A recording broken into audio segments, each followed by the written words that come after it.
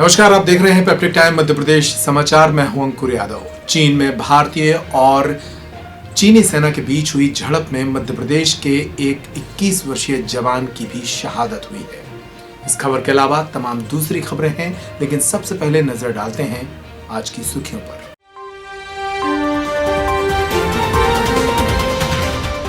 लद्दाख में चीनी सेना के हमले में मारा गया मध्य प्रदेश का बेटा 21 साल के दीपक की शहादत से पूरे रीवा जिले में मातम।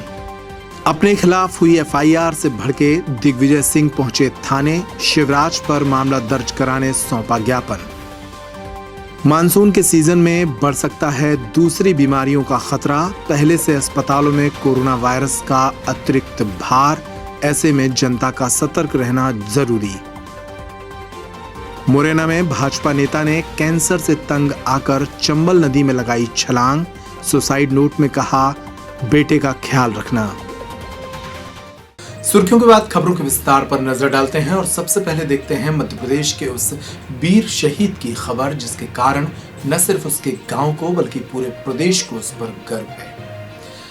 मध्य प्रदेश के रीवा जिले के रहने वाले 21 वर्षीय दीपक ने चीनी सीमा पर हुए विवाद में अपनी जान गंवाई है। चीन और भारत के सैनिकों के बीच हुई झड़प के दौरान रीवा के रहने वाले 21 वर्षीय दीपक शहीद हो गए हैं। उनका शव गुरुवार तक रीवा पहुंचेगा। महज 21 साल की उम्र में अपनी जान गंवाने वाले दीपक की शादी सिर्फ 8 महीने पहले हुई थी। लद्दाख के गलवान घाटी में हिंसक झड़प में मध्य प्रदेश रीवा के जवान दीपक भी शहीद हो गए। मंगलवार देर रात सेना के अधिकारियों ने दीपक सिंह के शहीद होने की सूचना पिता को फोन पर दी। रीवा के रहने वाले दीपक महज 21 साल के थे। 8 महीने पहले ही उनकी शादी हुई थी। जवान बेटे की शहादत की खबर से घर से लेकर गांव तक मातम छाया हुआ है। सेना ने उनके पार्थिव शरीर को लेह में रखा है। गुरुवार को रीवा और फिर मनगवा इलाके के फरहेदा गांव उनके शव को लाया जाएगा। बताया गया है कि मार्च में ही दीपक अपने घर आए थे। दीपक की शादी नवंबर 2019 में हुई थी। अभी तो 8 महीने भी पूरे नहीं हुए थे। वह अंतिम बार मार्च में होली मनाने घर आए थे, लेकिन किसी को क्या पता था कि अब दीपक शहीद होकर तिरंगे में लिपट कर वापस आएंगे। पिता कहते हैं कि दिल भारी है, लेकिन बेटे ने सम्मान से सिर ऊंचा कर दिया। दीपक की शहादत पर प्रदेश के मुख्यमंत्री शिवराज सिंह चौहान ने अपने ट्विटर से एक कविता शेयर की है। उन्होंने लिखा, तूने सींचा है अपने लहू से वतन की मिट्टी को, वीरों की इस मिट्टी पर हम अभिमान करते हैं। ऐ मेरे वतन के शेर, तेरे जाने से चित्कार रहा दिल, तेरे लहू के हर कतरे तेरी शहादत को सलाम करते हैं। मध्य प्रदेश में पॉलिटिकल ड्रामा भी जारी है। दिग्विजय सिंह बुधवार को भोपाल में उसी थाने में जाकर पहुंचे जहां उनके विरुद्ध एफआईआर दर्ज कराई गई थी।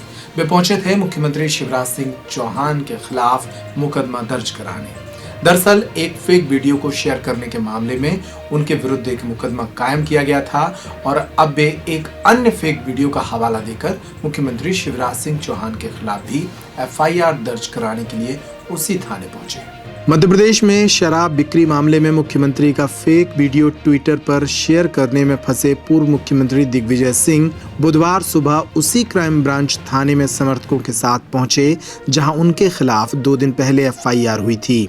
दिग्विजय सिंह ने राहुल गांधी के एडिटेड वीडियो को शेयर करने को आधार बनाकर शिवराज सिंह के खिलाफ शिकायत की है।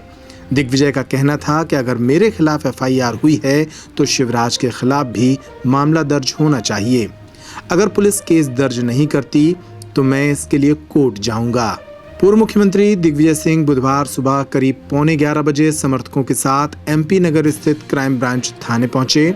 उनके पहुंचने से पहले बेटे जयवर्धन सिंह, पीसी शर्मा, कैलाश मिश्र समेत अन्य नेता भी आ गए थे। मीडिया से बात करने के बाद दिग्विजय सिंह सीधे क्राइम ब्रांच के ऑफिस के अंदर चले गए। पहले से इंतजार कर रहे एसपी साउथ और दिग्विजय के बीच महज 2 मिनट की मीटिंग हुई। बाहर आकर दिग्विजय ने कहा कि हमने एसपी को मामले की जांच पूरी होने तक गिरफ्तारी रोके जाने की मांग की है।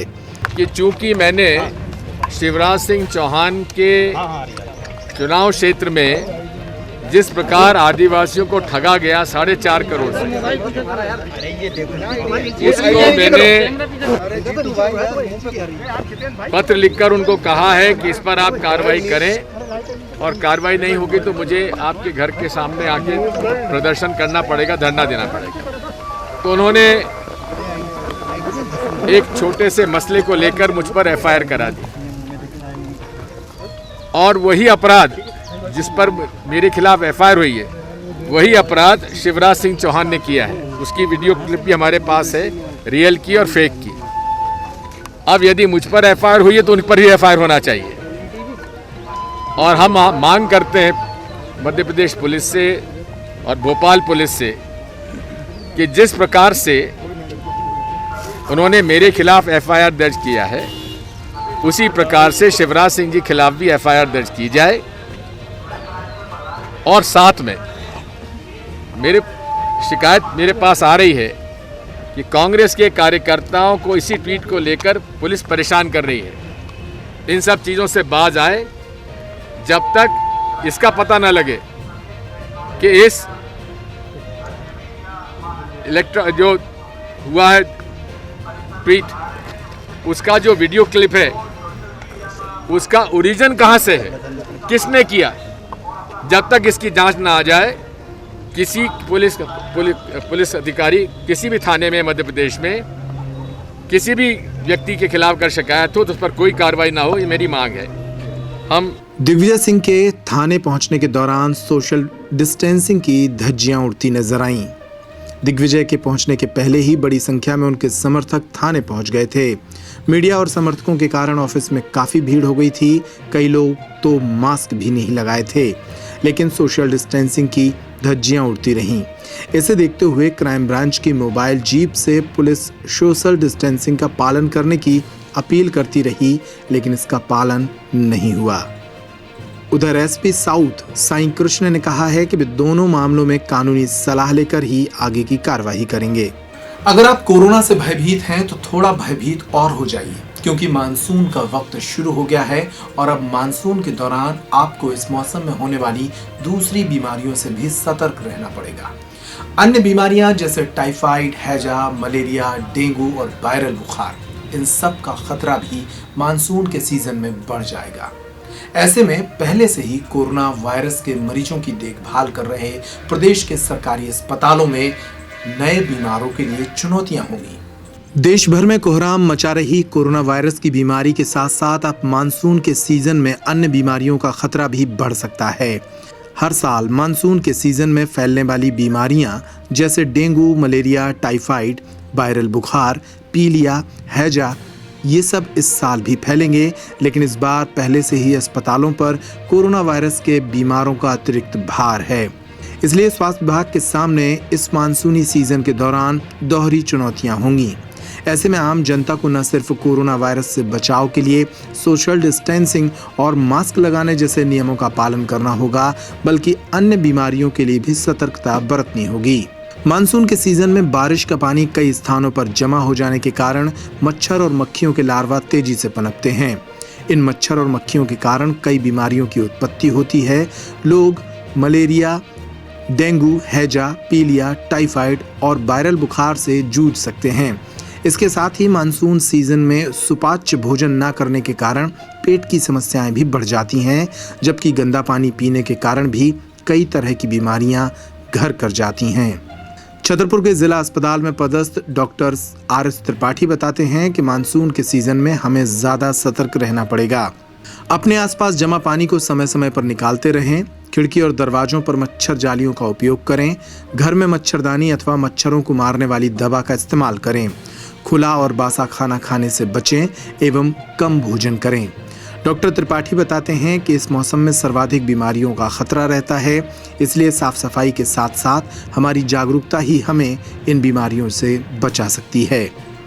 मध्य प्रदेश के मुरैना में एक भाजपा नेता ने कैंसर से तंग आकर चंबल नदी में छलांग लगा दी और अपनी जीवन लीला समाप्त कर ली। ये भाजपा नेता पिछले 4 वर्षों से कैंसर से परेशान थे। जिला महामंत्री रहे नरेश गुप्ता ने अपनी आत्महत्या के दौरान एक सुसाइड नोट भी छोड़ा जिसमें उन्होंने अपने भाइयों से माफी मांगी और अपने बेटे का ख्याल रखने की बात कही। मध्य प्रदेश के मुरैना में कैंसर से तंग आकर एक भाजपा नेता ने चंबल नदी में छलांग लगा दी। करीब 4 बार जिला भाजपा महामंत्री रहे नरेश गुप्ता ने कूदने से पहले एक सुसाइड नोट भी छोड़ा।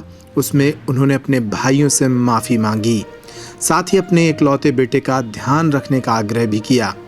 गुप्ता ने लिखा कि वह कैंसर से ठीक नहीं हो पा रहे हैं। चंबल नदी में गुप्ता को ढूंढने के लिए मोटर बोट से गोताखोर लगाए गए और रेस्क्यू चलाया गया। आदरणीय श्री नरेश गुप्ता जी भारतीय जनता पार्टी के पूर्व जिला महामंत्री रहे और भारतीय जनता पार्टी में पिछले 40 वर्ष से सक्रिय भूमिका निभाते रहे हैं। मुरैना जिले में वो काफ़ी लंबे टाइम से बीमार चल रहे थे, तो शायद उससे वो डिप्रेशन में चले गए और उन्होंने चंबल के पुल से नीचे कूद गए देर रात। घटनास्थल यानी पुल पर ही उनकी स्कूटी खड़ी मिली, जिसके अंदर से 2 पेज का सुसाइड नोट भी मिला, जिसमें उन्होंने कैंसर से हो रहे कष्ट का जिक्र किया है। बुधवार सुबह 9 बजे से राजस्थान पुलिस ने मोटरबोट की मदद से उनके शव की तलाश शुरू की, जो बुधवार शाम तक चलती रही। स्कूटी जो है वो जो पुल है, चंबल का पुल है, इस पर स्कूटी खड़ी हुई मिली है और उसमें एक नोट मिला है और वहाँ से जो जाली कटी हुई थी। तो जब इसकी जानकारी प्राप्त की गई तो स्कूटी जो है वो मुरैना के व्यवसायी उसमें सुसाइड नोट भी एक मिला है, जिसमें कि उन्होंने कैंसर से पीड़ित होने के कारण कुछ उल्लेख किया है इस संबंध में कि जिससे कि वो लड़ रहे थे। और अभी जो है रेस्क्यू ऑपरेशन और सर्च ऑपरेशन जारी है। जो होमगार्ड है राजस्थान पुलिस का और मध्य प्रदेश मुरैना पुलिस का जो SDRF टीम है वो सर्च कर रही है बॉडी। और क्योंकि घटना जो है वो धौलपुर क्षेत्र की है, तो जो थाना का संबंधित थाना है उनके द्वारा आगे कार्रवाई। आज के बुलेटिन में इतना ही। तमाम खबरों के लिए आप बने रहिए पब्लिक टाइम मध्य प्रदेश समाचार पर। नमस्कार।